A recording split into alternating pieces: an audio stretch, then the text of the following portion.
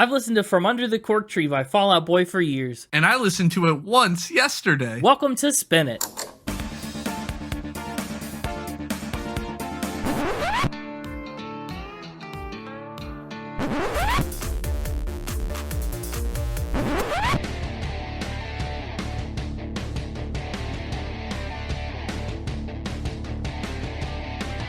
Hello, everybody, and welcome back to the podcast. Can't tell you which podcast. Our lawyer made us change the name of this podcast so we don't get sued. I have no idea what that was referring to, but I'm sure I'll find out. What do you mean you have no idea what that's referring to? It's the first track on the album. Oh, wait. Because our lawyer made us change the... Okay. Yes. We don't... Okay, the truth is we don't have lawyers and this is Spin It. Well, we have lawyers. Don't sue us. We've talked about the Spin It legal department before. Oh, yeah, the legal department. It's not made of lawyers.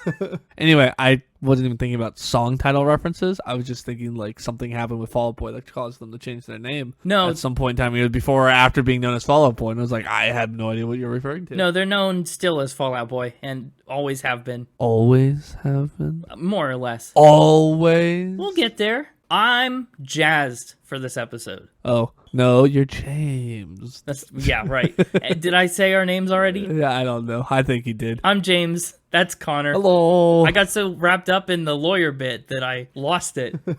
Anyway, we're the record ranking podcast for people who'd rather be listening to music. We rank records. We do. For people who would rather be listening to music. Like you. Well, maybe not. You don't put them in a box. But like I said, before I was so rudely joked upon. Whoa! You don't have to put like judgmental adjectives like rude on there. Before I was so joked upon. I'm jazzed about this episode. I'll allow that. Surely, you've got some Fall Out Boy exposure. This is not a band you're coming in blind for, right? Yeah, I have Fall Out Boy exposure. How much? I have a sister. What's that mean?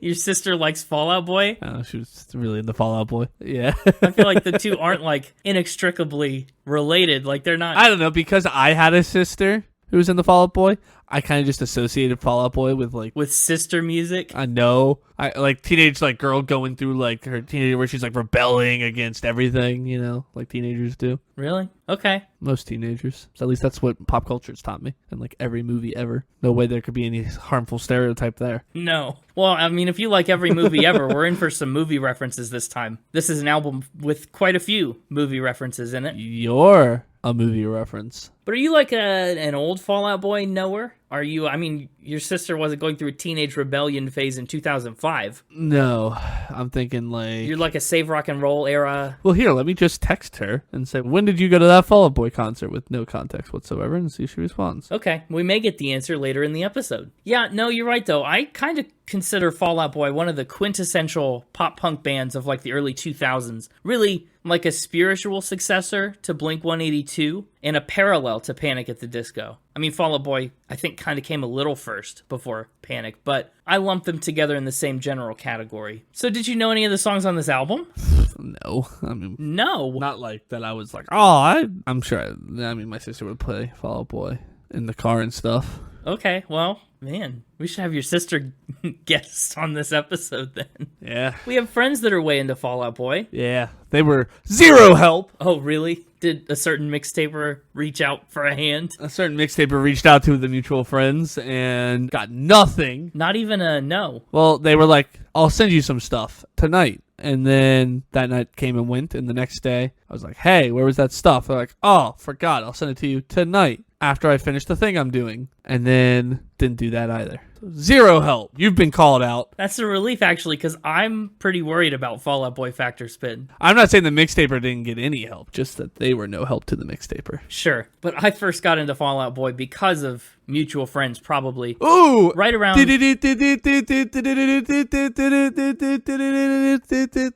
I assume that means your sister just replied to your text. I was kind of like mid-thing. Yeah, that was supposed to be like breaking news. Like it scrolls across or whatever. It's like breaking news. Let me put another pin in my story again. Yeah, sorry. Pin your story, please. Well, great. Go on. Breaking news. Breaking years-old news about Connor's sister. 2016. 2016.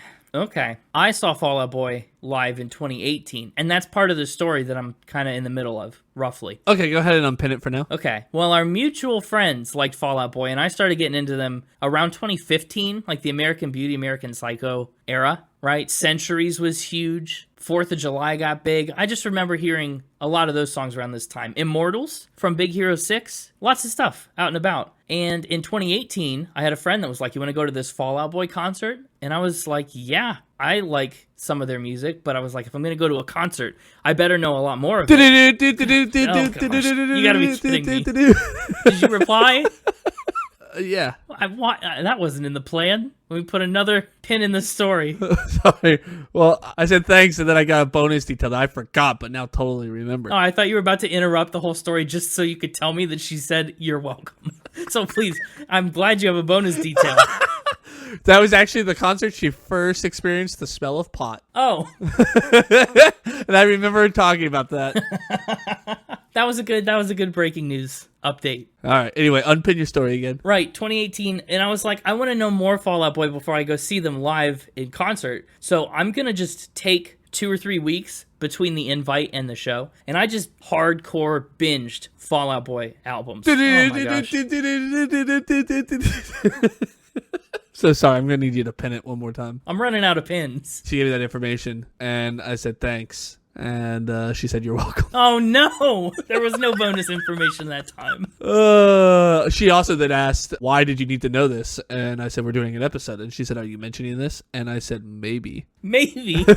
Well, she'll find out the hard way. And then she said, lovely. So I think that's permission. Okay, unpinning again. Yeah, unpinning. I think that's the last breaking news update. Okay, so for the most part, the Fall Out Boy albums that I ranked and scored, I mean, I had the rough workings of the albums of the month list back then at that point, but they didn't get the full albums of the month treatment. They just got crammed into 2 weeks, all Fall Out Boy all the time. And then I scored them kind of from that. And I've revisited them since then. Don't worry, their scores are all refined and accurate, but they just had an interesting entry into my life. If only you do that to Miley. What, are you still on Miley Cyrus? Sorry, no. It's been 134 episodes. I haven't brought it up in forever. It's been like 4 or 5 weeks since you brought it up. I mean, it's been at least one episode. It's just that one really hit home. There's still a little bit of unhealedness in my heart in this year of healing. In your plastic heart. Yeah. Your plastic heart is still a little melted. Anyway, I guess we can proceed with the episode now that conversation has concluded. Without further ado, let's do. Long before the pot-filled days of 2016, the year was 2001. The pot-filled year of 2001. Because, yeah, it was probably also a pretty pot-filled year, but nobody talked about it as much. I mean, we were all coming down off of Y2K or whatever. I mean, Y2K was a thing, but it didn't happen. Yeah. So I don't know if we were really coming down off of it or just coming down from being afraid of it. Yeah, we were coming down from being afraid of it. Yeah. So everybody was doing drugs, specifically pot. Right. The year Y2K plus 1. Ooh, that's how we should refer to everything. I mean, it kind of is. Welcome to the year Y2K plus 24. We call it 2024, 2024. It's not the same. It's not. The city is Wilmette, Illinois. Never sleeps. The city also never sleeps, but that's New York, not Chicago, the place where Wilmette is. It's a Chicago suburb. Fall Out Boy, I mean, over the years, especially the early years, they went through a lot of drummers and a few rhythm guitarists early on. Wow. Yeah, but the lineup eventually congealed after all the other boys fell out. The lineup congealed into the steady 4-man band by the time of their first record. And that Fantastic Four, I can't call them a Fab Four, that's the Beatles. And I guess the Fantastic Four are superheroes. That Fallout 4, that's what I'll... No, but Fallout 4 is a video game. I'm all out of F adjectives. Wow. That 4 is Patrick Stump on vocals, guitar, keys, and percussion.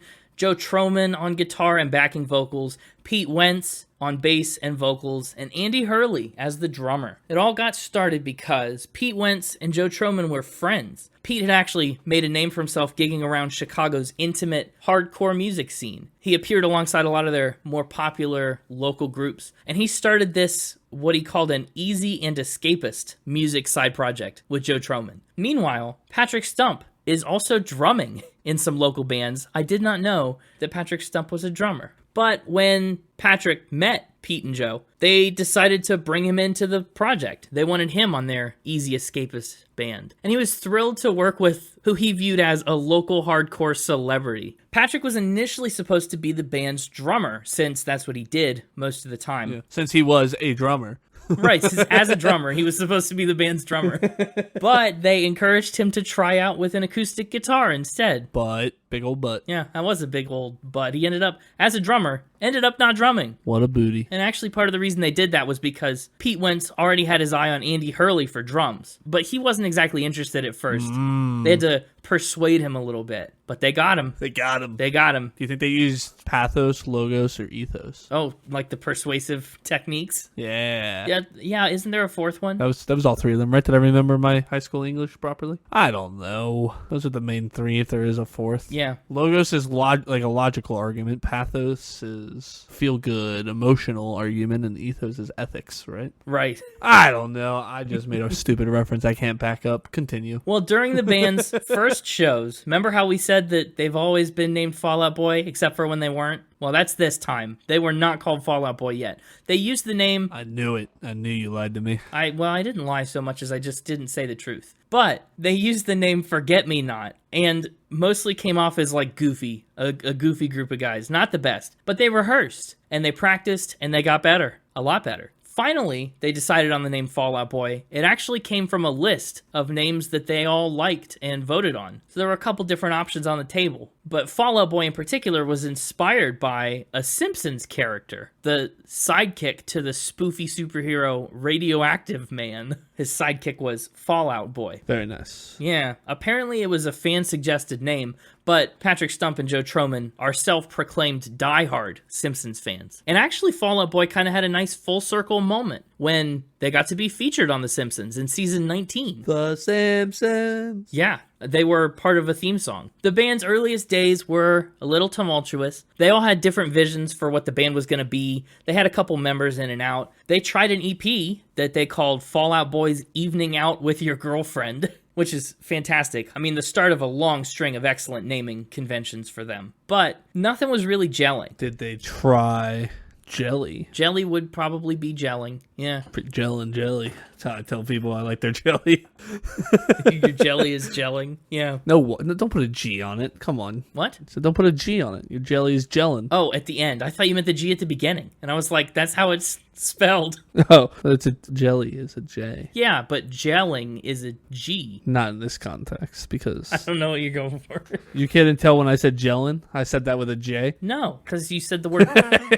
Well, they made this EP, and they actually didn't even want that EP to be released. They said that they didn't think it was a proper first look at the band, so they tried to put the brakes on that. Their live shows, though, kept coming full steam. But the brakes were cut. The brakes were cut on the live shows, absolutely. They tried to play as many shows as they could possibly book. They drove around in a tiny little van that couldn't even drive the speed limit most of the time. And they just went from show to show to show to show to show. That's the stint that actually finally brought Hurley aboard full time. Whatever persuasive technique that is, where they shove him in a van and drive all around the state and the country. Pathos? I guess that'd be pathos. I think that is pathos. That's a feel-good time. Some of their songs, meanwhile, were being distributed online and caught the attention of the label Fueled by Ramen, who we talked about before. I think Lights was signed to Fueled by Ramen, and a few other of the pop-punk artists we've come into contact with. Maybe Halsey at one point. Oh. Yeah, but Fueled by Ramen went on to sign the band to their first record deal. It was kind of funded, in part, by Island Records, who intended to escalate them up after their one-album contract expired. Island Records was like, we'll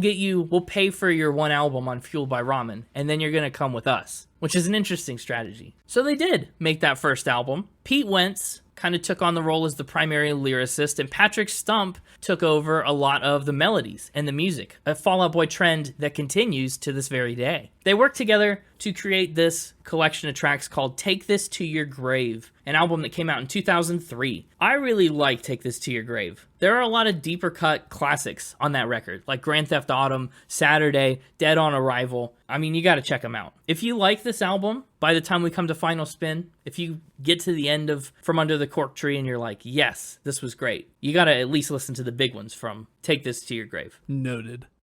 and ignored. Oh, wow. Okay, wow. No.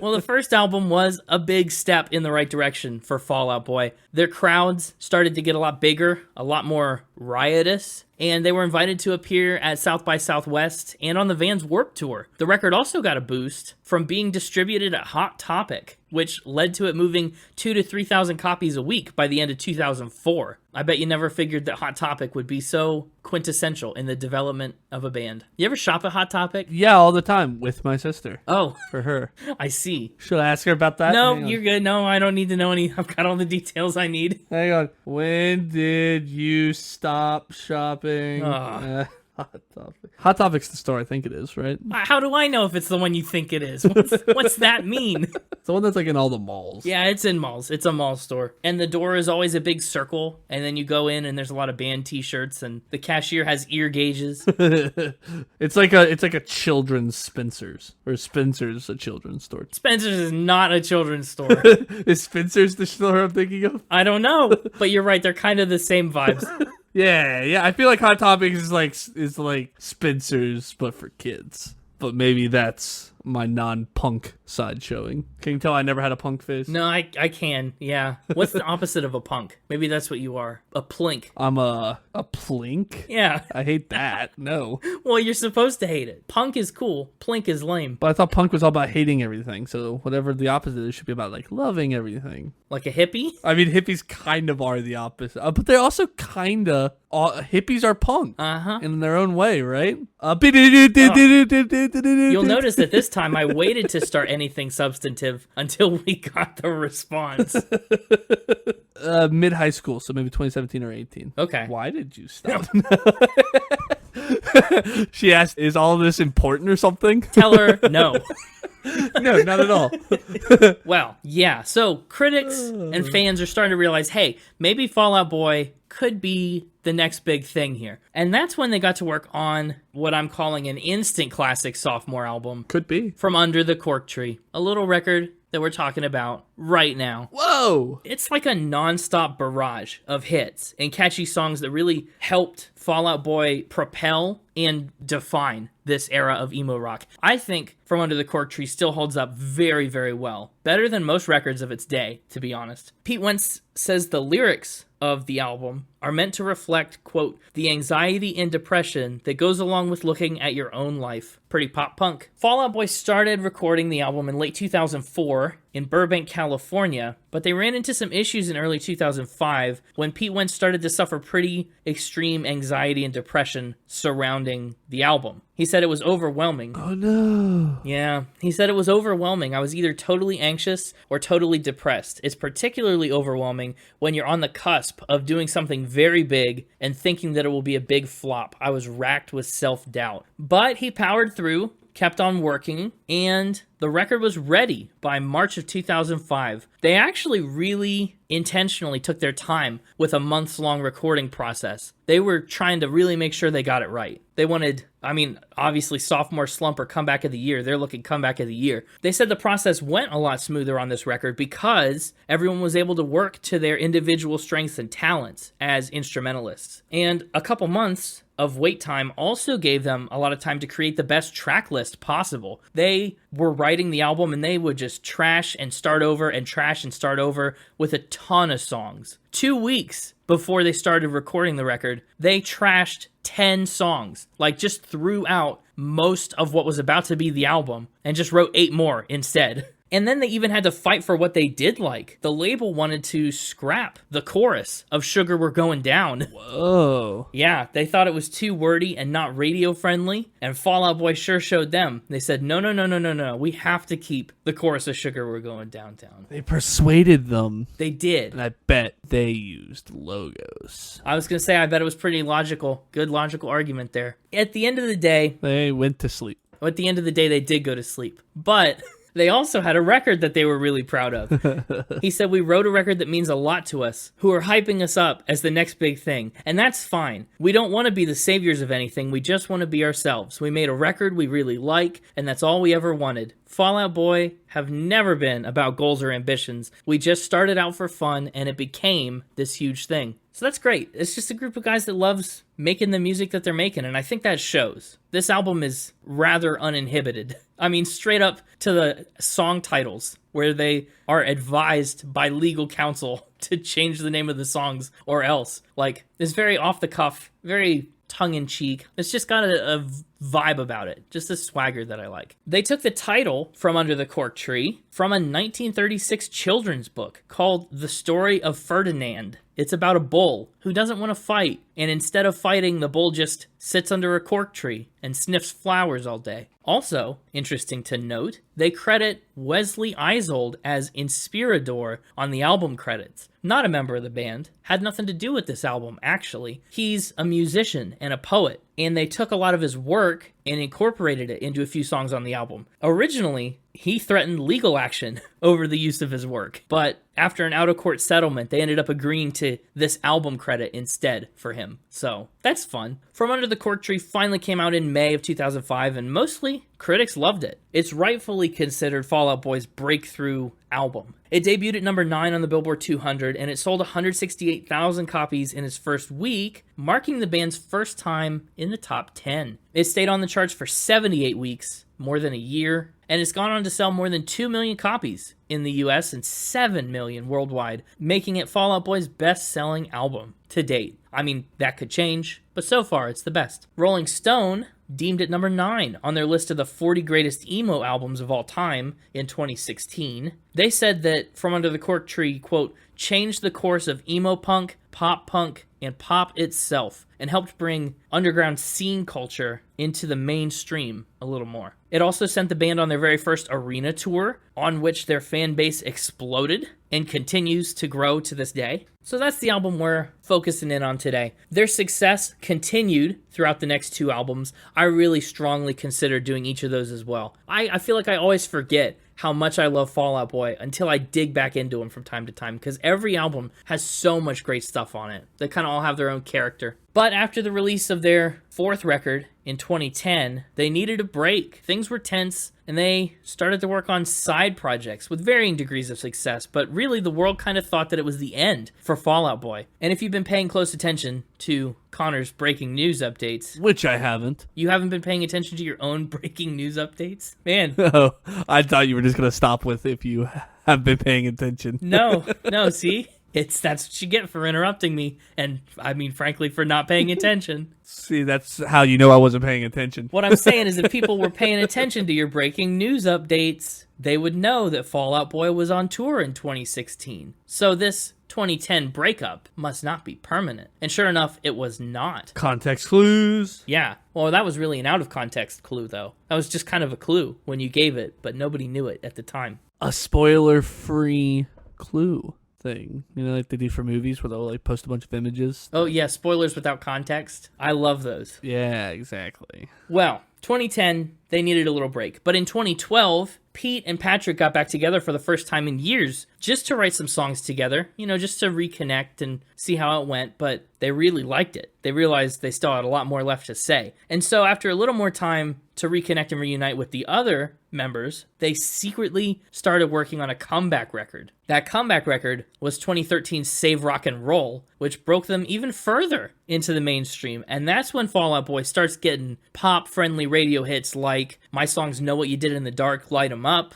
They even got a feature from Elton John on Save Rock and Roll. Did you know that? I did know that, actually. Okay. They pushed that success even further with American Beauty, American Psycho. That one features their song Centuries. Again, the first Fall Out Boy album that I heard, the one that really made me a fan. And then they took a few years off, came back in 2017 with a record called Mania. Personally, not my favorite, but it's okay. They also toured alongside Machine Gun Kelly, certified buffoon that we talked about on episode 9. And I talked on that episode about how I saw Machine Gun Kelly live. Well, that was as an opener for Fall Out Boy, who I really went to go see. That's cool. It was. They also were part of that giant hella mega tour with Green Day and Weezer, who who we've also both done episodes on. Yeah. This one completes the trilogy. Kind of wish I went to that. We've completed the Hella Mega trilogy. We have. You're right. Wow. That's pretty cool. Their most recent 8th record came out in March of 2023. It's called So Much for Stardust. I put So Much for Stardust on the Albums of the Month list just recently, actually.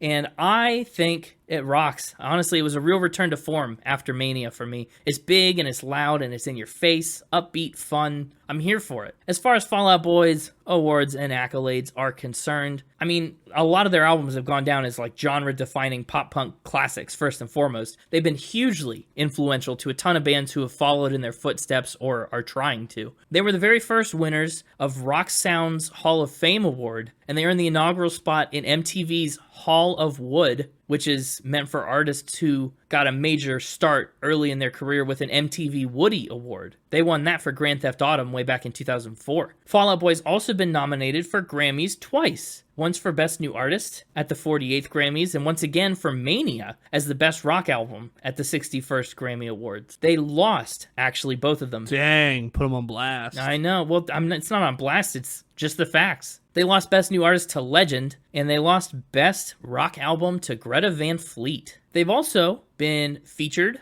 on a lot of works. They appeared on a vault track from Taylor Swift's re-recorded Speak Now Taylor's version, and they recently released a revamped and updated version of Billy Joel's historic We Didn't Start the Fire. Did you know about that? Not as a Fall Out Boy fan, but like as a Billy Joel fan. As a Billy Joel fan, yeah, I knew We Didn't Start the Fire. Yeah, the original song name drops world events from like the 1950s up until the then present late 80s. Fall Out Boy was like, let's do that, but from 1989 to the present. But my problem with it is that they didn't do it in like loose chronological order, which is a huge strength of the original, is it progresses through time from the 50s to the 80s. Fall Out Boy just kind of throws a bunch of things that happened from 1989 to the present into the song, not in sequential order. It's as good of an attempt as anybody's tried to put together, though, so props for that. But that's it. That's what I've got about Fall Out Boy. That's the basics. And now for the advanced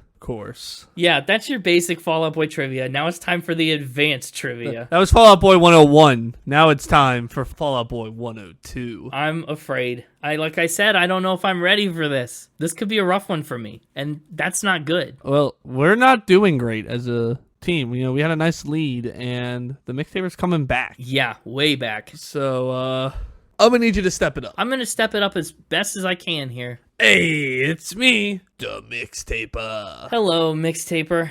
Welcome back. Oh my, not you too. Yeah? What's the breaking news? Oh, there you go. I also shop at Hot Topic.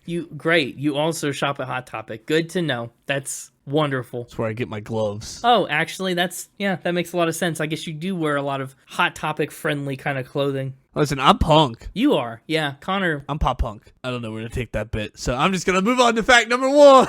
Okay. Sounds good to me. Fact number 1. I will be afraid until I'm not. Ooh, this is a week that I don't know what order to go in. Oh, man. I know which 2 to start with and which 2 to end with, but both of those sets of 2 could go in either order. Right. Okay, so we've kind of got 2 pairs of facts. Yeah, and I don't know which one to start with in each pairing. We'll start here. They can be paid in pizza. They can be paid in pizza? I love that. Me too, for most things. Don't tell that to my job, because I need income. But for a lot of other things, you could pay me in pizza. You don't need income when you have pizza. I would lessen the income that I need if I got paid in pizza. It would replace a lot of my food budget. Think of the tax benefits of being paid in pizza. Think of the health benefits of not being paid in pizza, though. So it's a trade-off. You said they can be paid in pizza? Like right now, if I wanted Fall Out Boy to show up, I could do it with enough pizza? I mean, if you could convince them to, sure. Well, what argument do you think they'd be the most receptive to? Ethos,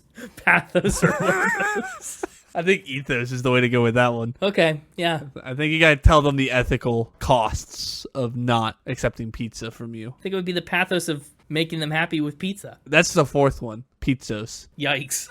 So what are they getting paid in pizza to do? Perform.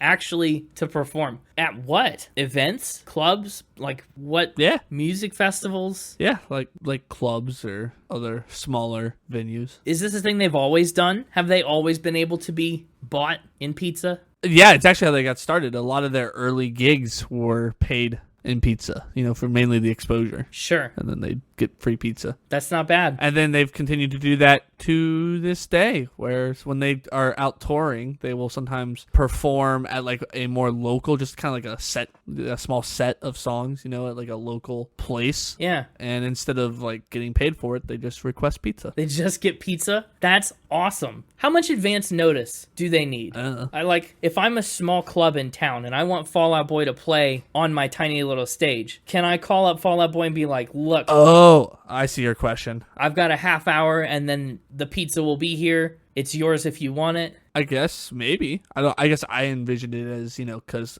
at least now with how big Fall Out Boy is, it's more Fall Out Boy goes, we've got a free spot on the calendar. We want to go do a small concert for hardcore fans in the area. Do you want to pay us pizza to come perform at your place? Or, talent scout or whatever, find us a place that will pay us pizza to perform at. I felt like they were doing I assumed they were doing a lot of the initiating at this stage in their career, but maybe not. It does seem like that's the more likely route. Well, Fall Out Boy, if you want to hang out with one Fall Out Boy fan, I will order us pizzas. As many pizzas as you want, really. As many pizzas as I can afford, you can have Fall Out Boy. That is the caveat. Yeah, not as many as you want, maybe, but I'm willing to go up to a pizza each. Listen, I can afford a lot. I buy a lot of stupid things for this podcast. That's true. My pizza budget, consider it unlimited. Yeah, I think I like this. I believe it in the past. I believe that their gigs started out being payable in pizza. Sure. I'm not as sure about the present. I sense a butt coming. It's not a full butt. It's just it's like one cheek. I'm not as sure about the present. It's a half butt. Yeah. I feel like it's a thing they might have stopped doing at some point, but it's a cool idea. And I'm going to go out on a limb and call this one a fact. Call it a fact. Putting that one cheek back in. This is a spin. You should have brought out the other cheek. Should have butted it.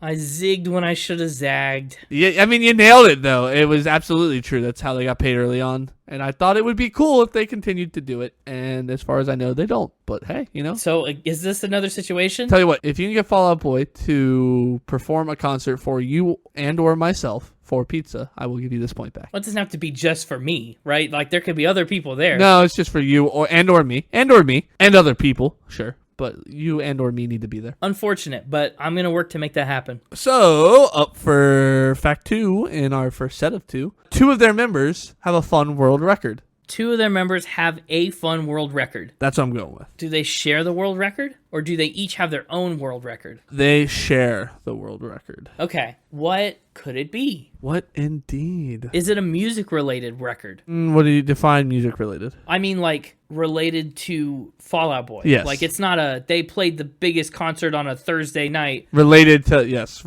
Or they sold the most albums. Related to Fall Out Boy. Okay. Well, what is that? Most interviews completed in a 24-hour period. Most interviews completed? In a 24-hour period. In a 24-hour period? Where they completed the most interviews ever. Ever? Or in a 24-hour period? Ever in a 24-hour period. Got it. So, how many interviews did they complete? Well, so here's where I'm at. Wait, here's where you're at? Where are you at with how many interviews they completed? Well, I'm worried to tell you this number because I'm afraid you're going to have an initial gut reaction to it. That you have we have a history of this podcast of me throwing out numbers and you having a gut reaction being like, that's way too high or that's way too low instantly. Well, look, I don't think you can... And I don't want you to do that. I want you to hear this number and not make any judgments on it until you've had time to soak that number in. Well, I didn't want you to do that for the Drake whiskey thing, but you still did. So we'll see. All bets are off. The number is... You're going to say like 6. Our new favorite Spin It game show. Guess that interview amount. I knew it. Gross. I've been tricked. Yeah. You've been bamboozled. Well, so my thing that I just said was that it would be like 6 interviews. A number that would surprise me would be 6. But surely that can't be it. Most interviews in 24 hours. So I made the mistake with the Drake whiskey thing by not clarifying enough about what this actually entails. Okay. Is this interviews, can they be in the same place? Sure. Can they be with the same people? I don't think they are. I think they're unique interviews. Okay, we've got a 24-hour window, but they might not have to go anywhere to do the interviews. So you could, in theory, have a bunch of interviewers come to one location. I mean, they could all be on the phone for all I know. They could be phone. You're right. That's another good question. Digital and virtual interviews might count towards this. Is there a time limit to the interview? Like a minimum floor that the interview can't be like 18 seconds? I would say each interview is at least a couple minutes, if not longer. Okay. And they need to eat, sleep, do other things. I think a nice number that I kind of like right now. Okay. I want to start at 100. Start at 100. It's maybe a little high, but you figure if they're, I guess the other question is, are they intentionally trying to break this record or does it just happen? I don't think so. I think it just happens from what I've read. Then 100 is way too high of a guess. Let's scale it back down. Probably, if it just happens, 51. 51. I gotta do some quick maths. Hang on, let me consult the squirrels. Ooh, you are closer with the 51 guess. Really? I'm closer with 51 than I would have been at 100? Yes. And am I over? Or Well, you kind of have to be. I don't have to be. I wouldn't have had to do any freaking math. I don't know if you really did any math. Oh, okay. Yes, you need to go up. So I'm under, but I'm close on the underside. Closer than 100. Right. So 51 is 49 away from 100. So 75 and a half is my kind of benchmark here. I'm going to go down to 74 since you had to do math. Maybe 73. 73 is a more math doing number, I think. Okay. So 73 is your new guess? Yeah. You are closer at 73 than you were at 51. I hate this like warmer and colder thing. Yeah. Am I under it or over it though? You didn't do any math that time. No, I didn't. So I must be over it? Well, yeah, you have to kind of be over it, right? If you were under it, you'd be closer to 100 than 51. Not necessarily. Right? From your first guess. Not if it was 74. Yeah, you're right. I guess it could have been 74, but it wasn't. Okay. 71. You are equally as close with 71 as you were 73. Well, darn it. I'm going to have to say that narrows my options down to about 72. 72 interviews in 24 hours. That's ridiculous. 3 every Hour. Every Yeah, 3 hour? every hour. Yeah. 1 every 20 minutes. Yeah. How'd they manage this? Was there a particular event or something that this was at? Oh, it was specifically on radio. Well, that would have been great to know before I made a guess, too. Also, when we talked about whether it's in-person or digital interviews count, that seems like an apt time to bring that up. My bad. Okay. 72 radio interviews. Uh-huh. And again, in one place? I mean, if it's radio interviews, they probably have to go to different... Yeah, well, I mean, it was on Halloween. Oh, weird. Why? Was this to promote something specific? When did this happen? Well, they took over the radio airwaves starting at 3 a.m. at Premier Studios in L.A. and conducted 72 radio interviews with people. So they were the hold on. So what you're saying is they were the interviewers. Yeah. And they stayed in one place and had other people come to them. Over the airwaves, yeah. This started out on such a wrong foot. I tried so hard to make sure that we were clear going into the guessing game. You didn't ask these questions. I feel like it was implied. Do they interview 72 random people? If they're the interviewers, that changes everything. They interviewed who? People. I think people just probably called in or something. I don't know. This was also right before they released their third album. Okay. Right before Infinity on High? No. Okay. Is that not their third album? I thought, is their third Island album different from their third album? Folie à Deux? Yeah, see, because then their first album, like I said, that was on that Fueled by Ramen contract. So they're... Oh, so this is their third album for... Yeah, Folie à Deux was their third album with Island Records. Gotcha. The previous record was 57, fun fact. Wow, so they blew that out of the water. Yeah, I think this one is a fact. I think this one's a fact. I do. Yeah, I feel like we went a roundabout way to get here, but everything seems to make sense with what you've said, I suppose. Nice Halloween interview blitz. This is... You're gonna hate me. Am I? Why would I hate you for giving me a point right here? Is it too dastardly to have just changed the number from 72? Yes. What did you do? I am giving you a point. This is a true fact. Oh, thank goodness. Man, you scared me. If you had just changed the number, and then we went through all that rigmarole of guessing the number higher and lower. Oh. Do you think we could break that record? Do you think if, like, I went on the radio and just had you call me 74 times, 75 times, would we get that? Do you think it would count? I don't know. I think it seems like it would. But, I mean, I bet you we could find 74 people to call in. Between the two of us, we've got to know. We've got to know 74 people, right? Maybe. I think we do. We'll have to look up the specifics of that record. Honestly, it would be so fun to break it. just because. Well, now for our second set of two. Yeah, I guess. We went 50-50 on the first set of two.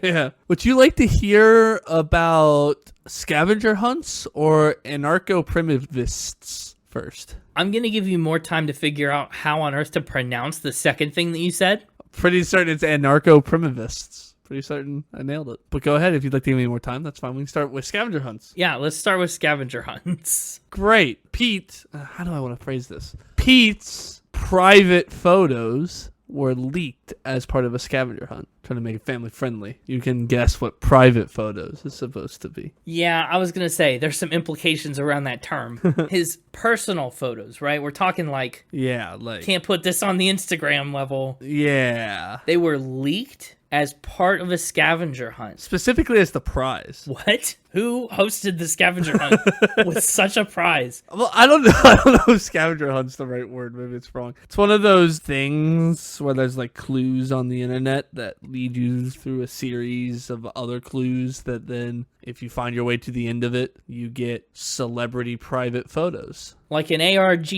but there's no R and it's all augmented. Is that an ARG? Sure. I don't know. I don't know. Scavenger hunt was the best word I could think of. I feel like there's a better term. Like an internet scavenger hunt, like a web quest that you used to do in the high school library. I guess. I don't know. So who set this up? Someone with a lot of access to celebrity private photos. Had a cache of them. So it's not just Pete Wentz. No, his were just part of the collection. Just part of the... To find them, you had to follow your way through the clues, and then you got access to them. That's wild. And you got access to like the whole cache? Yeah. Good grief. How did people know about this? Word of mouth, rumors on the internet. I mean, how did people find any of the weird stuff on the internet, That's true. It's since been shut down. Right. I would hope so. But it seems like the intent of it was to help keep it from getting shut down too soon. It was like help keep it more private if you had to find it. Oh, to hide it behind this wall of scavenger hunts. Yeah. I don't know what to ask. Yeah, it's a wild one. It is, yeah. That's why I knew it had to be in the second set, but our anarcho-primivists also get interesting, so. Well, yeah, what's not to love? But right now we're talking about scavenger hunts. Yeah, it's another weird place you've put me in, like Carole King's elevator, that I don't know why you would say this. I don't know why you would lie about this. Yeah, but that one was a lie, right? Didn't I make that up? Yeah, you did. Yes, but... I'm unknowable. Yeah, I don't know. This one is kind of ringing true to me for some reason. So is that you locking in true? Yeah, I guess I'll lock in fact. This is exactly the kind of stuff I was worried about in this episode. How and why would I know this? This is a spin. Oh, really? You gotta be kidding me. It's based on a true story. Yeah? Whose true story? Well, he did have his private photos leaked. And I do know of internet-style scavenger hunts that have led to things. Oh, sneaky. Darn. Wow, I'm really disappointed by that. I'm not disappointed that his private photos weren't leaked in a scavenger hunt, to be clear. I'm just disappointed that I got it wrong. Yeah. But it's like you said, why would I be lying about that? And that's exactly why I did. I'm unknowable. Yeah. But it's time to see if we go 50-50 for the second half, resulting in 50-50 for the episode, or if I get yet another point. Climbing my way back up to a 50-50 for the year of healing. I don't know. We'll see what we got here. Andy Hurley wanted to live as an anarcho-primivist. All right. Bold claim. Putting my use of etymology to the test. Anarchoprimivist sounds like someone who wants to just screw off into the woods and live off the grid. Yeah, pretty much. I mean, yeah, is that it?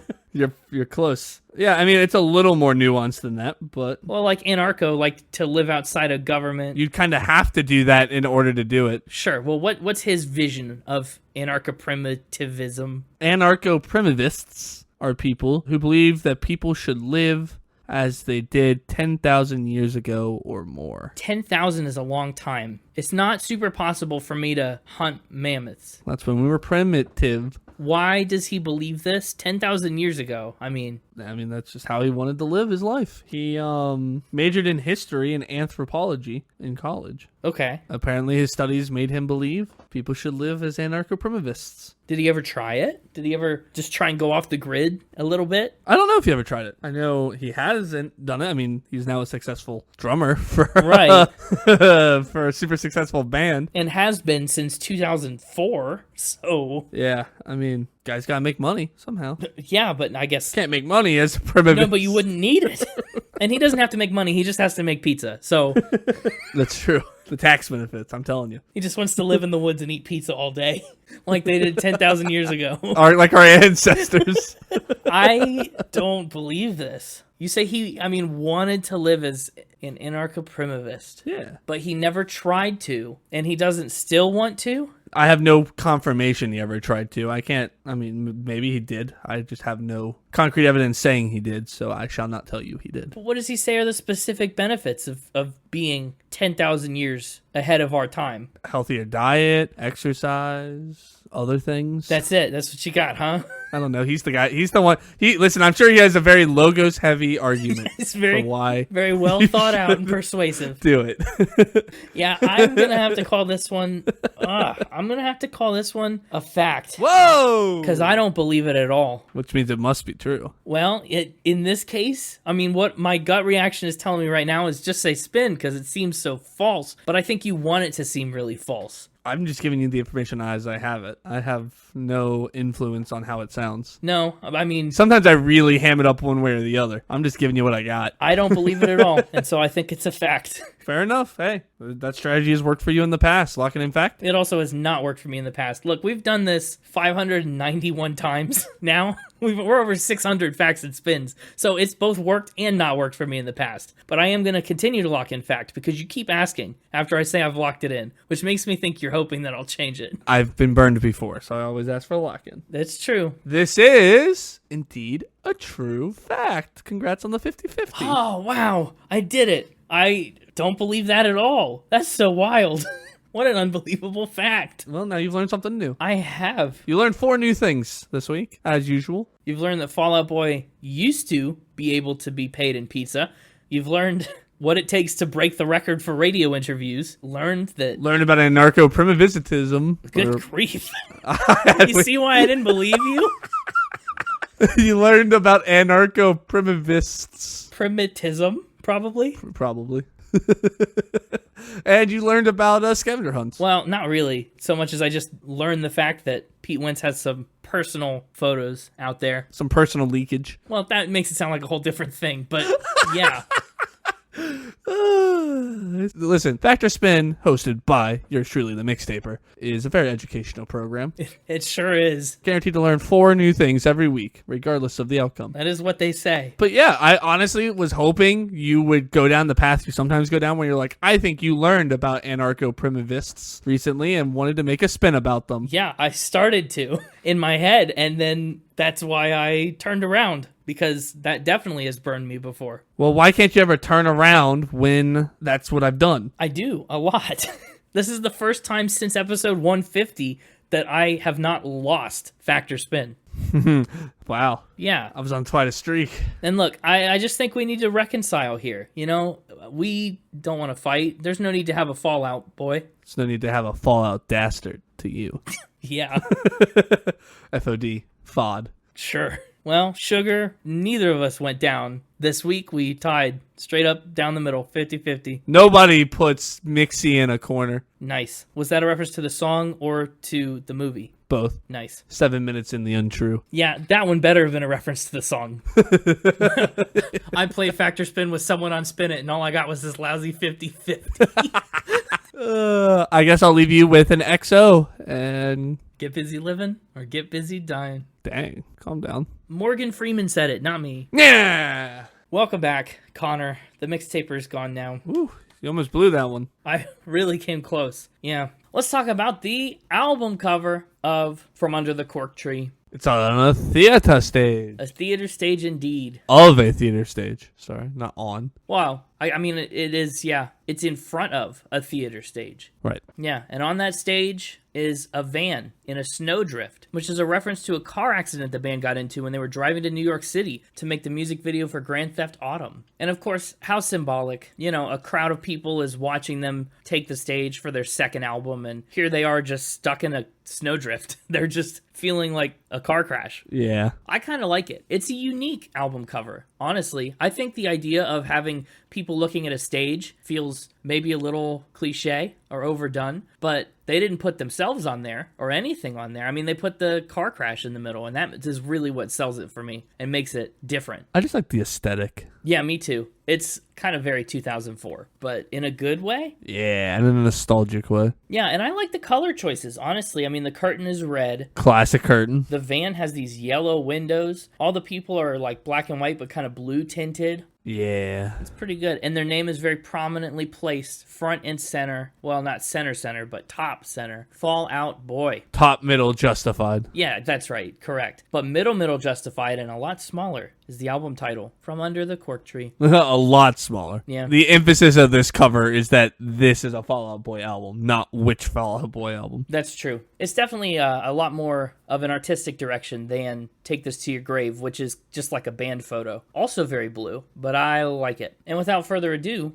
I suppose we should talk about all 13 marvelous songs on From Under the Cork Tree. And up first, our lawyer made us change the name of this song so we wouldn't get sued. Is that a real thing, or is that just a funny title for a song they came up with? No, it's a real thing. The original title of the song was going to be My Name is David Ruffin, and These Are the Temptations. And you guessed it, their lawyers made them change the name of the song so that they wouldn't get sued. So yeah, it's a real thing. Fair enough. Do you know about David Ruffin and the Temptations? No. Okay. So, David Ruffin, he's a member of the Temptations who has a little bit of an ego. And instead of just calling the band The Temptations, like everyone has for all of time forever, he was like, what if we made the band into David Ruffin and the Temptations, a la like Diana Ross and the Supremes. He tried to take the reins a little bit and be the head honcho, the front man, and it did not stick, and the band did not like it. He got fired. So the song is all about how dangerous fame can be for the ego and all the ways that Fall Out Boy's lives have changed and are about to change as their popularity continues to grow. I see. What'd you think of 2004 Fall Out Boy? Your first taste of them? I like that it started with the like paparazzi camera shutters. Yeah, honestly, kind of matches the album cover vibes with a lot of people watching your every move, just like they would in a theater. Yeah. I like the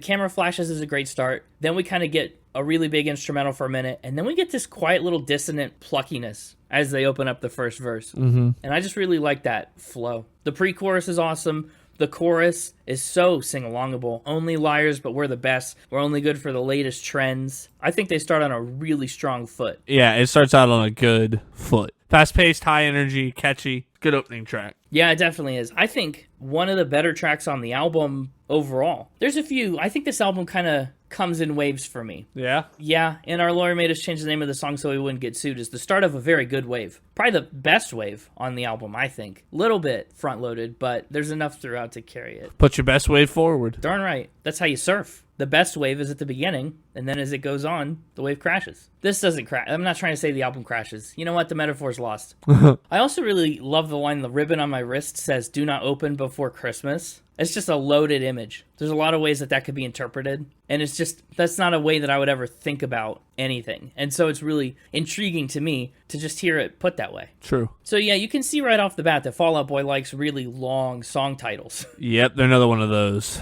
Yeah. It's been a minute since we've had a band like that. It's true. I think Fall Out Boy honestly takes the cake for it with like the longest of the long. Well, Sufjan Stevens is tough to beat, and he's got some individual titles that are longer, but Fall Out Boy is right there with him. And remember how I said we get movie titles and movie references throughout this album? You did say that. You promised that. I promised that, and here I am to deliver on that promise. Right on track 2 of all the gin joints in all the world. You know what that's a reference to? Yeah. Cool. Would you care to enlighten the audience what that's a reference to? Oh, sure. Oh, you meant now? Yeah, I was gonna say I'm glad that you're willing. Yeah, I can do that. Sure. I believe that quote is from Casablanca. Casablanca. That's correct. Good job. I love Casablanca. I started to question it. Oh, you just didn't want to be wrong. Got it. Yeah, I was afraid to be wrong. No, you have confidence. You're the movie guy, and you were so right. I know I'm the movie guy, so then if I get it wrong, like, who am I? Yeah, you lose a little credibility. Well, the context in Casablanca, Humphrey Bogart, his character, is lamenting reconnecting with an old flame. He runs into a woman he used to be in love with, and he talks about how improbable it was that their paths would cross again. They haven't seen each other in a long time, but he owns this bar. She comes into the bar and, trouble. And he says, of all the gin joints in all the towns in all the world, she walks into mine. And Fall Out Boy just took that, kind of cut the middle part out of it, and stuck it right here as their album title. And honestly, the song makes me want to play it again, Sam. That's a misquote. Nobody ever says play it again, Sam. But you get the idea. It's another one that is just catchy. So catchy. It's got a good hook to it. Absolutely. Just right from the beginning with the uh-ohs. That's such a good start. And then he busts out into that verse. I mean, Patrick Stump has one heck of a voice. I like that he can leverage it to get to a lot of higher notes, but he can also really bring out a lot of the mid and lower range of it when he needs to. I think of all the gin joints in all the world kind of echoes the future track that we'll get to, 16 Candles, thematically. Like Fame kind of creates this parasocial situation. You only love me, you only hold me up like this because you don't know who I really am. Especially in the chorus, I think they call back to Casablanca another time. All of our moves make up for the silence, and the way your makeup stains my pillowcase, I'll never be the same. Like you've left this permanent trace in my life that I'm never going to get rid of. I think it's a great continuation of The Wave. I agree. The Wave is writing. Absolutely. I really like the way they structure the guitar. There's kind of a couple big hits that carry you from phrase to phrase, and I really like the energy that injects into the song. Like there's a lot happening in the background, but then you just get a ba-na, ba-na, just a couple big punches right in the middle. Couple big bunnas. Yeah. This is another, man, just supremely sing-alongable song. The chorus gets stuck in my head every time I hear it. Okay, for a long time also, just calling back to the long titles thing, I had a hard time keeping songs on this album straight. Which one belongs to which title? Like, I know all the titles, I recognize them, and I recognize all the songs, but I sometimes had a hard time connecting. Yeah, it's hard to match them up. Yeah, especially, I mean, with obscure, songs where the title doesn't necessarily appear in the lyrics. I mean, it's obviously a reference to the lyrics, and another case where the context of the title helps you understand the meaning of the song. But definitely on Our Lawyer Made Us Change the Name of this song, and of all the gin joints in all the world and stuff, that gets a little tricky. But Dance Dance is one that I never ever got confused. Does this one continue the wave for you? Dance Dance? Dance Dance is probably close to the crest of the wave. This is, I mean, the back-to-back of Dance Dance and Sugar We're Going Down is as good as this album and maybe even as good as Fall Out Boy gets. Does it continue the wave for you? Yes, but maybe a bit of a controversial opinion. I didn't like it as much as all of the gin joints. That is kind of a hot take. Wow. They're different. I can understand that, and that makes sense to me. I feel like, as someone who didn't have this album during an emo phase when I was a teenager or whatever, Dance Dance didn't get nostalgic roots for me like it did for a lot of people. So I kind of understand where you're coming from. I can get that opinion, but I think Dance Dance, objectively, maybe not objective, music is very subjective, but you know, by the numbers, Dance Dance was a hit of hits. It was the second single from the album, and it, apparently according to publications like Kerrang, was the best Fall Out Boy song ever. Billboard said it was number 2, so critical opinion might not be in your favor. Well, I did say it was controversial. Yeah, another controversy. Dance Dance, though, as one of the singles, peaked at number 9 on the Hot 100, which makes it Fall Out Boy's second straight top 10 hit. And it's since gone on to be certified more than 3 times platinum. And it's also earned some awards, like Viewer's Choice MTV Video Music Award, Much Music Video Award, and 2 Teen Choice Awards. I told you, like the teens chose it twice. But what'd you think of it? Why does this one take a dip from Gin Joints? I think it had the weakest start. Really? You didn't like the drum and bass thing? The bass line is good. The drums were meh. And the way he comes in vocally just wasn't my favorite of the 3 so far. That's fair. It's a bit of an awkward melody to start the song off on. Fun fact, though, he did write that bass line, Patrick Stump originally did, on an acoustic guitar, which is kind of cool. The pre-chorus was probably my least favorite of the pre-choruses. Yeah. Now, once you get to the actual chorus, the dance, yada, yada, yada, yada, that part... Falling apart in halftime, yada, yada, yeah. That part was catchy and memorable.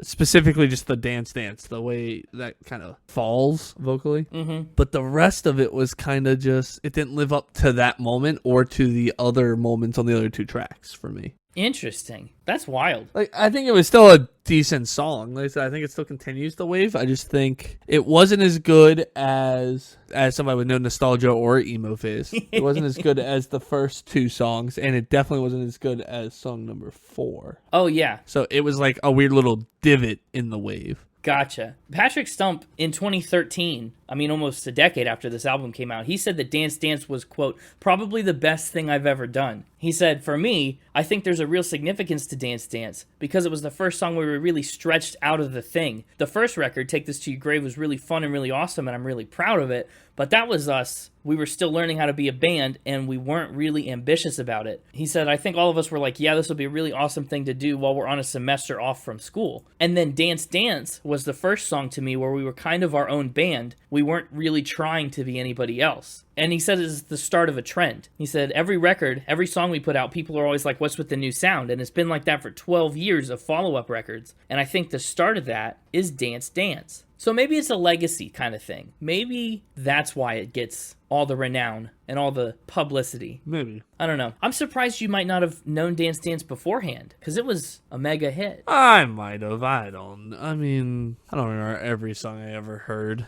Well, no. But, I mean, you might recognize it from such places as, maybe obviously a little too on the nose, Dance Dance Revolution. It's also been in Rock Band and Guitar Hero games. It was featured in Madden NFL 06 and a couple other things. It gets around. But I'll be honest, I'm kind of in your court on what you said a little bit ago. I mean, I like Dance Dance probably better than Gin Joints, but I've always kind of been whelmed by Dance Dance. I like it as a song. Yeah, that's a good way. Yeah, I'm whelmed by it. Right. I think the song on this album that really, blows me away and also still epitomizes Fall Out Boy for me is Sugar We're Going Down. Yeah, and it's one that I did recognize after hearing it. Oh, good. Yeah, it was a huge one. It was the lead single, so it came out, before Dance Dance. I think the band even recognized that it was maybe a little bigger than Dance Dance. It was the first of their 2 consecutive top 10 hits, with Dance Dance obviously being the second. And Sugar We're Going Down peaked at number 8 on the Hot 100, so it got a spot better there too. It took a while to get up there. 11 weeks, in fact. It was a slow burn. But eventually, it was the band's first song to sell 2 million units. It hit that mark by 2009. And then, just fairly recently, in November of 2023, it earned a whopping 8 times platinum certification. And in the same way that Dance Dance, I think, is a legacy song that pushed Fall Out Boy out of their comfort zone and set them on a path of discovery and constant reinvention, Alternative Press said that Sugar We're Going Down was a lyrically abstract masterpiece that gave subsequent bands an excuse to write creatively, and then it kind of spurred on the evolution of pop punk as a genre. So, without the poetry of Fall Out Boy, we might never have heard the drunken certified buffoonery of Machine Gun Kelly. Wow. I know. Look how far we've come. I love the way Sugar We're Going Down starts. There's something about that chord progression that's very familiar right off the bat. The fuzz and the distortion is really warm and just kind of loud and cluttered in a way that I really like. The lead line is classic. And then we kind of cut back to drums and bass again when the verse starts. But the melody is a lot more verse-friendly than Dance Dance, I think. Plus, Sugar We're Going Down almost certainly has the best pre-chorus on this album. Oh, by far. Drop a Heartbreaking Name, sleeping in and sleeping for the wrong team. And then they bust into that chorus like nobody's business. Like they're kicking down a door. They are going down swinging. Pete Wentz said, I wrote the lyrics in Chicago. I was with my dad, and we were listening to the old music where they'd always say sugar and honey, stuff like that. And I was like, why doesn't anyone do that anymore? And that's what inspired him to do Sugar, We're Going Down. Fair enough. Yeah. People have long made fun of the chorus of Sugar, We're Going Down. And the way that Patrick kind of sings the lyrics all slurry and mumbled together. Did you notice that? Did that bother you? It did not bother me, no. Okay, good. Because that was actually an intentional stylistic choice. As you can, probably infer, because he doesn't really do it anywhere else. But he did it here. He said, I was trying to do a straight punk song for fun. I saw those lyrics and just kind of barked them out. But there was something about the rhythm of it where I was like, that might be too good for just a crappy punk song. And he slurred it all up, slowed it all down, going down in an earlier round. Do you know the phrase with a bullet? Like with a bullet as an expression? From context, I would say like something that is like really good, or because I'm thinking bullet, right? I'm thinking like caliber, something of high caliber. Okay, that's a decent interpretation. The phrase actually comes from music charts. When a song was on the charts and like still climbing, still on the rise, it would be on the charts with a little bullet next to it to show that it was kind of rising. Weird. Yeah, I know. I don't know exactly why they did it or why they did it like that. But when something was on the charts and headed upward, you'd say it's like, oh, it's number 3 with a bullet. And you'd expect it to be higher the next week. So number 1 with a bullet is like saying we're at the top of our game and we're still going up. I love it. And then to put that back to back with the line, a loaded God complex, cock it and pull it, is just incredible. Probably the best couplet of lines on this album. Maybe in this genre. That might be a little ambitious of a claim, but it's not far off. Also, the music video for Sugar, We're Going Down is about a boy with antlers, like a deer. Classic. I did promise you we'd get multiple movie references on this album, right? We had the one, but we had to take a little time off to keep riding the wave. You did say multiple. I did say multiple. Well, here I'm making good on that promise, too. Track number 5 is Nobody Puts Baby in a Corner. Do you know what movie this one's from? I don't mean to quiz you on all these, but I guess I'm going to continue to do it. Yeah, please, come on. Dirty Dancing? Dirty Dancing. Good job. Even I know it's from Dirty Dancing, and I've never seen all the way through Dirty Dancing. You've never even, I would say, have you even seen? Not all of it. I've seen The Lift about 8 dozen times. Heck, I think we've made a joke about it on this podcast before. About Nobody Puts Baby in the Corner? Yeah, but I feel like we said, nobody puts Connor in a corner or something at some point.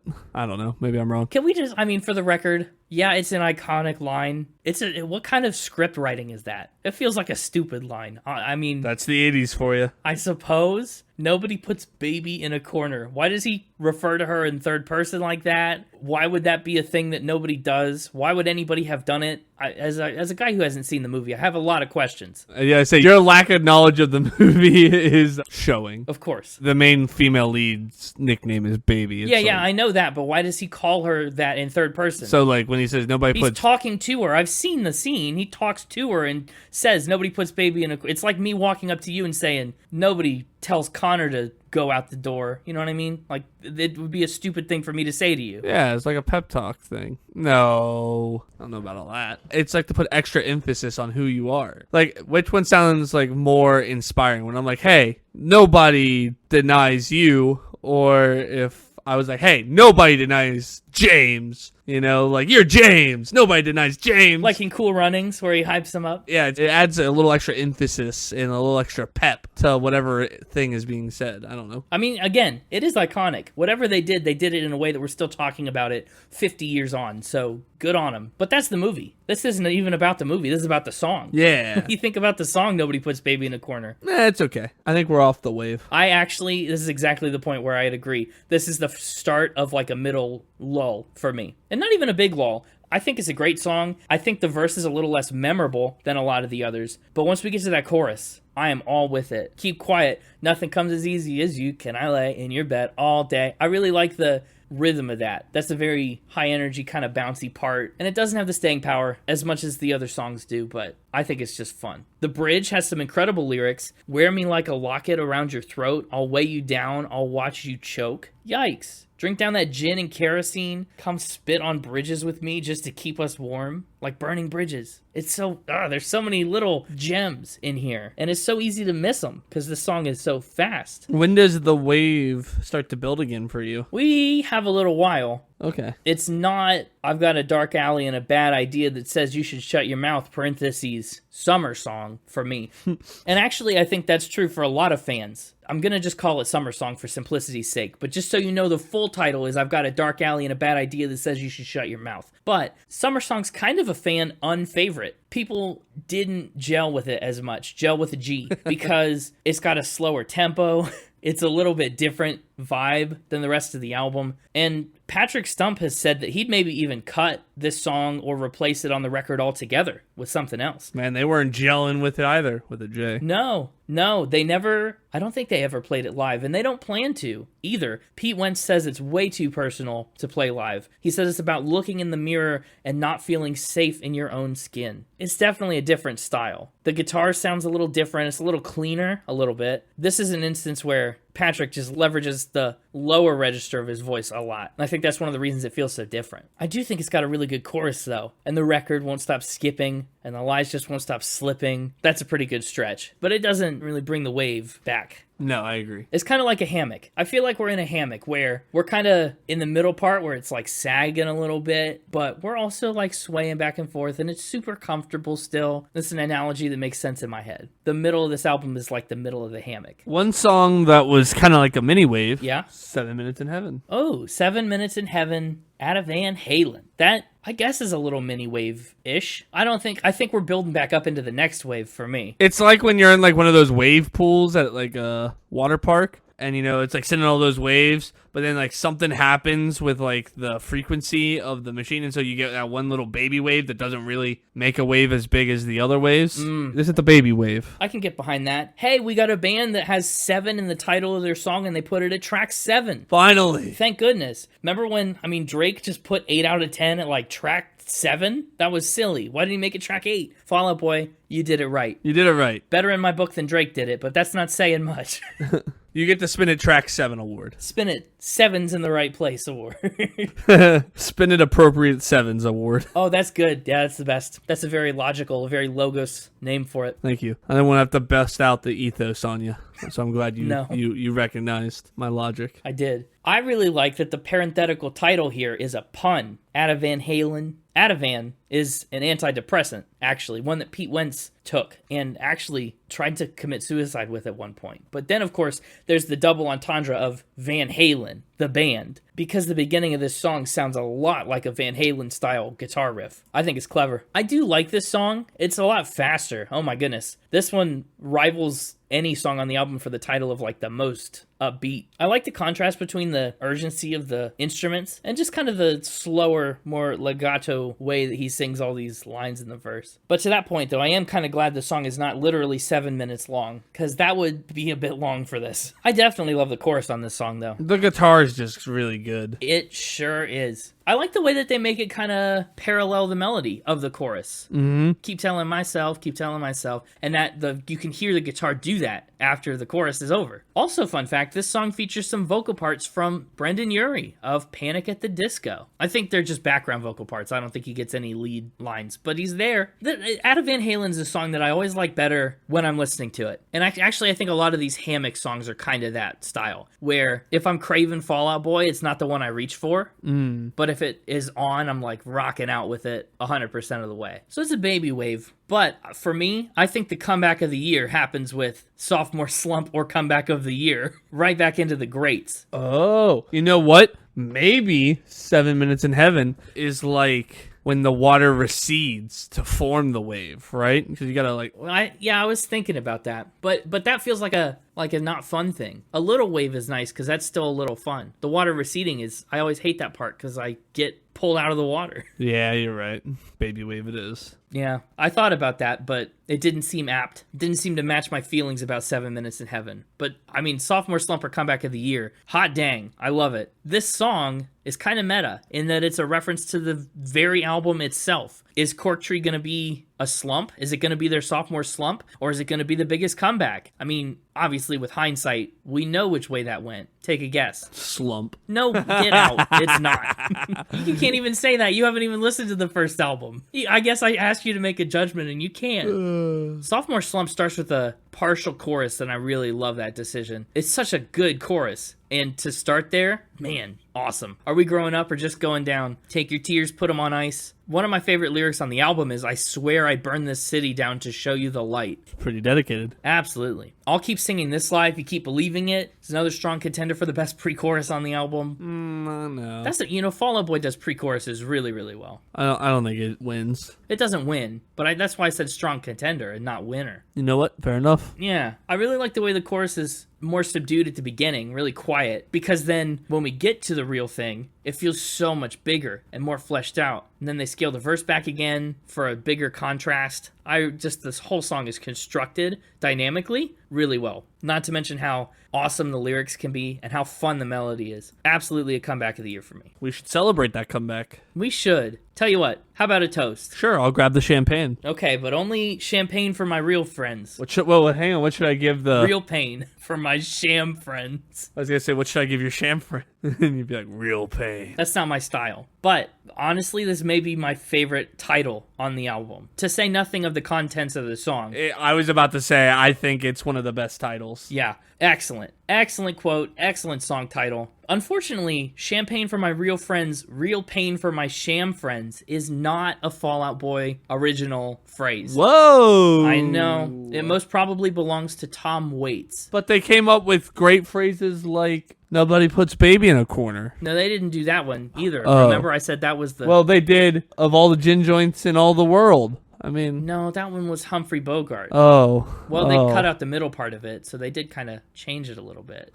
They came up with the concept of 7 minutes in heaven. I mean, what a cool concept. No, I don't think they did that either. Sounds like they're the sham friends. Yeah, they stole that quote. That's it. The whole thing is a sham. Whoa. How deep does the conspiracy go? I don't know. But what I do know is that it goes all the way to the show One Tree Hill, because this song actually inspired the title of a season 3 episode of One Tree Hill. Another thing I have not seen. I really am caught up right away in the intro of Champagne for My Real Friends. Mm-hmm. That guitar lead line is awesome. This song feels very 2004 to me, though. It reminds me of a lot of the other kinds of music I was listening in 2004. Yeah, this is I think one of the only songs on the album that feels a little stuck in its time. I'd agree with that. Like some of the other ones, you can tell it probably was in like an early 2000s album, but it's not like stuck there, right? This one feels a little stuck. Yeah, this one feels a lot like that. One of my earliest memories of like this kind of music is from playing like NHL 2005 on the GameCube. Had a lot of songs that sounded very much like this. And so maybe that's why I make the association. But GameCube was not a console I had. I was a PlayStation 2 kid. really, you missed it. It was like playing games on a shape. You know, to re-listen to the song, to revisit it, I think that intro riff is the best part of the song for me. I think it peaks right at the beginning and in between the choruses. It is a pretty good riff. The chorus is okay, but definitely that's the strongest part for me. Strike us like matches, because everyone deserves the flame. We only do it for the scars and stories, not the fame. I mean, every song has stuff like that. Every song's got a great lyrical moment. But Champagne for My Real Friends is no exception. You know, I mean, honestly, we're on a stretch of really great titles, I think, because we got another good one in the chamber here. I slept with someone in Fall Out Boy, and all I got was this stupid song written about me. Genius. I bought my dad a shirt like that once. I hope it was a little bit different. Yeah, it was exactly the same. No, when I went to England, I got him a shirt that said my son went to England, and all I got was this lousy t-shirt. Yeah, definitely I think that's the inspiration for the general kind of phrase. But just like Champagne for My Real Friends, Real Pain for My Sham Friends, this is another one that Fall Out Boy lifted. They are the shams, I'm telling you. Yeah, this song title was inspired by a song by the band Daughters called I Slept with Daughters, and all I got was this lousy song written about me. I did check out that song and listen to it. Boy, is it weird. They're like an experimental metal band. It really piqued my interest, but it was, really weird stuff. So Daughters, interesting. But Fall Out Boy takes this title, rolls it into a different song altogether. Douse yourself in cheap perfume. It's so fitting of the way you are. You can't cover it up. I mean, excellent. That is so succinct and perfect. There's not a wasted syllable in that stretch of lyric. It's another song where I think the chorus is absolutely what sticks and carries for me. Are we still riding the wave? Yeah, I think with the chorus we are. I don't know if the verse necessarily does. The first verse does, I think. Found the cure to growing older. Just so you know, you'll never know. Some secrets were meant to be told. Like, that part is great. I lose it a little bit on the actual first verse. Or is it a pre-chorus? First kid to write a hearts, lies and friends. It's okay. That part, like, pulls its weight. The wave was a little rocky. I felt like the wave was a little, like, choppy. Sure. Choppy ocean. But again, the chorus, as soon as we hit douse yourself in cheap perfume, I'm in it all the way 100%. Headbang style rocking out. Yeah, but So fitted, yeah. That's so fitted the way you are. Can't cover it up. Love it. I also really love the lyrics on the bridge. Someone old, no one knew, feeling borrowed, always blue. Kind of a new twist, a new angle on that wedding trope. It's a little ambitious of them to just yell it instead of like coming up with a melody for it, but I like the lyrics of it. Conceptually, I'm all on board. I promised you multiple movie references, and we've had 2, but I don't think I could say that this album is like full of movie references if there were just 2, right? I feel like we'd need more. So what if there was a third one? A third movie reference? I don't know. Do you think we could handle 3? I think we could handle 3. I think we could use a little more, a little less 16 Candles, a little more Touch Me. Which just so happens to be track 11. It's like a weird reference. It's not exactly a quote. It's not. It's like they took a quote from the movie and then replaced words with the movie. Well, not exactly. I mean, it's another song that needed a title change for legal reasons. Oh, they didn't do our lawyer made us change the name of this song so we wouldn't get sued part 2? Our lawyer also made us change the name of this song. Yeah, no, they did not for a part 2. But the original title of the song was a little less Molly Ringwald, a little more Samantha Fox, with Molly Ringwald being the actress who starred in 16 Candles. Yeah. And Samantha Fox sang the song Touch Me. So it's a case of like simple substitution. That's why it's like kind of familiar but kind of not. Sure. Have you seen 16 Candles? Not all of it. Okay, me either. Have you seen any of it? I mean, yeah, bits and pieces. Oh, okay. I mean, it has Anthony Michael Hall in it. Cool. A little less 16 Candles, a little more Touch Me was the third of the album's 3 singles. It's a little lesser known than Dance Dance and Sugar Were Going Down, the other 2 mega giants, but still a great one. Still one of the highlight points of this album for me. Wait, really? What? Yeah. I just found out Viggo Mortensen auditioned for the role of Jake Ryan in 16 Candles, but didn't get it. That's wild. Yeah. Did you know when he kicked that helmet, he broke his toe? It hit number 65 on the Hot 100, but the video managed to go to number 1 on the video charts, I suppose. It's a parody of a bunch of horror movies and vampire thrillers all rolled into one, which is kind of fun. I like everything about A Little Less 16 Candles, A Little More Touch Me. I like the title. I like the melodies. I like the instrumental. Again, another case where the guitars echo that melody exactly, and I love it so much. Love the lyrics. I don't blame you for being you, but you can't blame me for hating it. Absolutely. I mean, what a mic drop of a line. Mic dropped. I set my clocks early because I know I'm always late. Love it. All of it. I think this is the last big wave for me. I was literally about to say, all good things must come to an end, and this wave has ended. Yeah, it has. Unfortunately, the album kind of ends on a bit of a, not a downward spiral. That makes it sound too harsh. But we definitely, the wave comes crashing into shore with the last 2 tracks. And hey, here's a movie reference that I understand and actually know. Yeah? Get Busy Living or Get Busy Dying. Well, then go ahead, tell the audience, since you know this one. Well, maybe I know it because I'm Irish. It's from The Shawshank Redemption. I guess technically it's a book reference first, because Stephen King... That's like one of your favorite movies, right? I typically refer to Shawshank Redemption as my favorite movie. Yeah. I thought so. And I've never actually read the book, even though Stephen King is one of my favorite authors. So where's that disconnect? You're just a sham friend to Stephen King. Yeah, maybe. Either way, I love the quote. You're either making something of yourself right now or you're wasting your life away. So get busy living or get busy dying. Which one are you doing right now? I think I'm busy recording this podcast, which I have to be alive to do. Secret third option. Secret third option, get busy, record and spin it. It's a weekly occurrence around these parts. Also, the parenthetical title is there too. You probably can't see it on whatever medium you're looking at the song with because it gets ellipsed. Ellipsis? Lip-sized. The ... is there, and so you can't see the full title almost certainly because it's a very long title. But the rest of the title is... Oh, ho, ho, ho. I have an ultra-wide monitor, so I can see the whole thing. Good for you. I'm guessing most people aren't listening to this podcast in a place that gives them access to an ultra-wide monitor. So I'm just trying to, just for everyone out there who can't see it and gets ... dotted out of the bonus title, it's do your part to save the scene and stop going to shows. And you know what? Couple decades later, I think they saved the scene. They saved rock and roll, for crying out loud. Get Busy Living or Get Busy Dying is raw. This song feels, for lack of a better term, undercooked. Yeah. Underboiled to keep it in the context of water. Okay, sure, that's good. But can you underboil water? Then it's just water. Whatever. Yeah.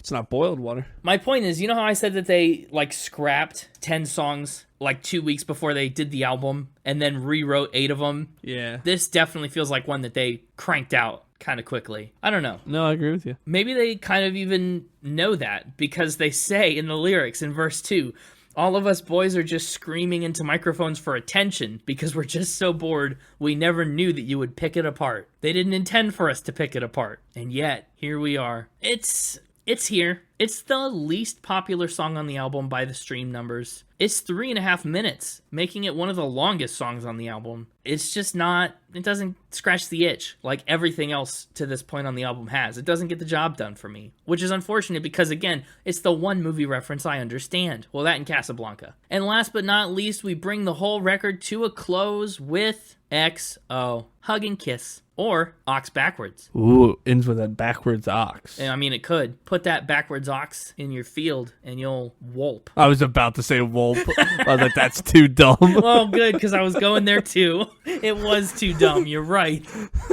That's plow backwards. For those of you that one went over your head because you got a lot more marbles than we do. Yeah. Hug and Kiss, XO. Somebody's out here desperately looking for love. Picking up a sneaky partner. It's all right. There's some themes of religious apathy. There's some... I was whelmed. Whelmed? I honestly was underwhelmed. There's a couple of nice things about the song, but... I'm closer to whelmed on this one than I was on Get Busy Living or Get Busy Dying, I think. Yeah. I don't know. It's just kind of a bummer. I think the last 2 tracks here are kind of a bummer to end the album with. I would cut them. Just straight up cut them. I wouldn't move them around elsewhere on the album. Yep. I would just drop them. I would end by blowing out the candles. Yeah, a little less 16 candles. That would do it. Well, that means you'd have an album that would be 11 tracks long, right? You'd be under 40 minutes with it, probably closer to 37 minutes. It'd be a really tight... It's a tight 37. Yeah. I think these 2 songs are just here to be here. I don't know. I even liked I've Got a Dark Alley and a Bad Idea better than these 2. I wouldn't cut that, despite what the band and apparently the rest of the fans think. I think that's a great song. I would just drop them like they're hot, this back pair. But anyway, let's do some final spin. That is, if you think you can handle it. I don't know if I can. Well, we're about to find out. Music on this album is getting a 92 from me. I really like a lot of these melodies, especially on the choruses. Just in general, the whole album feels really cohesive, even on the parts where it doesn't necessarily feel memorable. When I listen to it, like I said, I'm always with it. When I listen to it in the moment, 100%. And I mean, that's, I guess, when I give the scores. So maybe the scores are a little inflated because of that. But 92 for music. Lyrics, given a 90. Pete Wentz has a real way with words. And I don't know, I've said before that my teenage punk phase was a pretty mild one, but I just didn't have this kind of music in my life at that time, I suppose, because, man, he's got some real lyrical gems here. Every song has a lyric or two, at least, that's one of the best lyrics on the album, which is rare and super cool. 90 for lyrics, 86 for instruments and production. I think that score is dragged down by that back pair of songs, and by a few spots where, yeah, it just feels 2004, maybe. Feels a little muddy. Overall, not too bad, though. And the overall vibe, I'm giving an 88. I enjoy this album a lot. It is not, I don't think, my favorite Fall Out Boy album, but it is the quintessential Fall Out Boy album. Like, if you're gonna listen to one Fall Out Boy album only forever, Like I've done. like you've done, it has to be From Under the Cork Tree. And I thought about that when I was trying to get the episode ready, because I mean, I like Infinity on High, and I like Folly Ado, and I like Save Rock and Roll, and I grew up as a young Fall Out Boy fan on American Beauty, American Psycho. Their new album is great. Like, I went through all the options in my head, and there's just no question. From Under the Cork Tree is where we needed to start, and if it ends here, this is where we needed to end. So, 88 for the vibe. 91 is my overall score for this album. 91. That's a top hundo. That is a top hundo. In fact, it's a top 75-0. It lands at number 72, putting it above No Jacket Required by Phil Collins, which may feel like sacrilege to you, Whoa! who ranked him so high in your nines. Whoa! Sooty, whoa. Yeah. Sooty, whoa. Now I know how you felt about Pink Floyd. That's a little bit how I felt when that got its 7. But it's also, this is below John Batiste and We Are. So that's where it lands comparatively to other things we've talked about. 91, top 75-0. Wow. Yeah. It is my second highest ranked Fall Out Boy album. Very nice. Yeah, and my third highest ranked Fall Out Boy album just barely got edged out of the top hundo. Probably in the recent month or two that I've been ranking things. It's fallen out of the hundo. Oh, that's good. Well, for me, let's just go ahead and get the score out of the way Oh, while we're on that topic. we're just jumping right into it. Yeah. I'm giving this one 7 aka 7 breaking news updates out of 10. That is a breaking news update. Wow, 7, huh? Yeah. That's Solid 7. okay. Solid. That's solid. Again, my perception of your 7s is skewed and has been forever. 7 is probably your most confusing score for me that I have mixed feelings about, but 7. Listen, it's in the company of Elvis Presley, Pink Floyd, Leonard Skinner, ZZ Top, Otis Redding, Julian Baker. I mean, we're on back-to-back 7s here. Bob Dylan, Hank Williams, Elite company. Olivia Rodrigo. Yeah, and it's a decent 7, too. It's going to go right below Elvis Presley, actually. Okay. Which means I've put it above Pink Floyd. You have. Yeah, a little bit. And above Leonard Skinner. I do notice that this is outside of your pop-punk pit. It is outside the pop-punk pit. I thought about putting it down there, but then I looked at some other things, like Nirvana and ZZ Top, and went, no, I think I liked Fall Out Boy better than that. I can't just put it in the pit because it's pop-punk. No, yeah. I'm glad that you don't let that coincidence dictate your rankings. It's from a top 3 in album order. Our lawyers made us change the name of this song so we wouldn't get sued. Okay. Of all the gin joints in all the world. Going consecutive again. Sugar, we're going down. Yeah, that's what I thought. And honorable mention 2. Any guesses? Any guesses? I don't remember that one. I'm gonna say your honorable mention here is gonna go to Champagne for My Real Friends, Real Pain for My Sham Friends. Yeah? Yeah? That was like with a question mark. Like, that's what you're thinking? Yeah, that is what I'm thinking. If for no other reason than the title rocks. It is a rockin' title. It is the start of the second wave. Well, Sophomore Slump or Comeback of the Year was the start of the second wave. Champagne for My Real Friends, Real Pain for My Sham Friends just continues it, in my opinion. Well, you nailed it. Oh, I did. I was right. So your didn't have to be with a question mark. You just did that to be mean. Well, I just did that to confirm. In a mean way. Okay. No, it wasn't me being like, oh, what a guess. It was just me being like, yeah, that's your guess. Fair enough. Yeah, I'll just be happy that I was right. I'll pop open some Real Pain for that. Wait, does that mean you're a sham friend? I don't know. Actually, that's why you forgot my birthday. Look, you forgot your birthday this time. No, I was testing you. I'll never, ever, ever believe that. And my playlist pick, let's do this by committee. You want to do Sugar, We Going Down, and Sham Friends? Ooh, I'd rather do Sugar, We're Going Down, and of all the gin joints in all the world. Oh, really? Okay, yeah, I'm okay with that. I just thought you maybe liked Sham Friends better than gin joints, but maybe not. Well, no, I said the intro was the best part of the song for Sham Friends, which is true. Fair enough. It's just there's a lot stronger overall songs on the album, I think. It's a little bit front-loaded for me. 1 through 8 is pretty strong. Listen, we've got Sugar and Gin.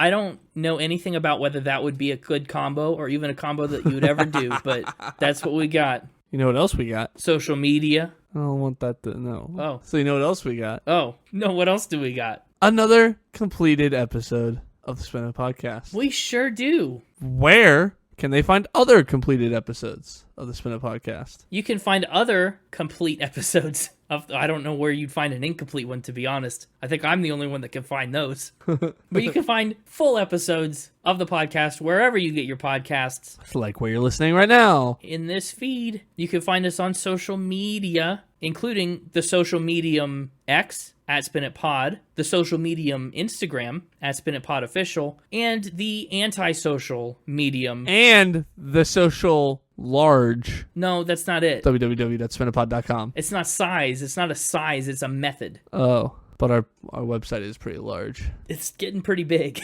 www.spinitpod.com is what you will type into your preferred web browser to access our website. You can find all the episodes there, all the bonus content, all the backtracks, all the Lego sets that we've made, which is one, but it's a really good one. It's a really good one. Plenty of stuff there for you. We got another episode coming next week. We're getting to the end of the year of healing, so stay tuned to hear Connor say more ridiculous things like this. There was some doctor that wanted to spank me to make me cry. Can't be caught lacking. Yeah, how did you even think of that? Even I don't know where the genius comes from. Uh-huh. Tell a friend who slept with someone in Fall Out Boy, and now all they get is this stupid podcast recommendation. Hey, go out there and persuade someone to listen to this. Oh, that's good. Use your ethos and your pathos and your logos. Yeah. All the new tools in your tool belt. And your pizzazos, or whatever I said. And pay them in pizza to come listen, whatever it takes. Yeah. Convince 72 people or more to listen to this podcast. To interview us. We want the record. Oh, that's true. Anyway, we'll see you next week, and have a good week. And until then, Keep spinning. What do you think Fall Out Boy fell out of? Oh, that's an easy one. An easy one? What? What is it? Friendship. Because they're a bunch of sham friends. They fell out of friendship.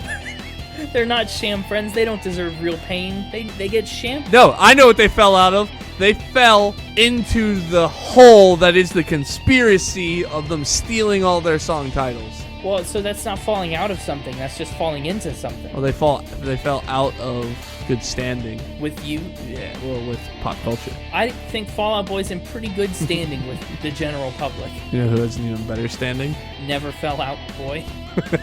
Maybe it was like a tree or something. Oh, maybe they fell out of a tree? Of the Cork tree! Oh. That's why they're under it. Whoa. We solved it.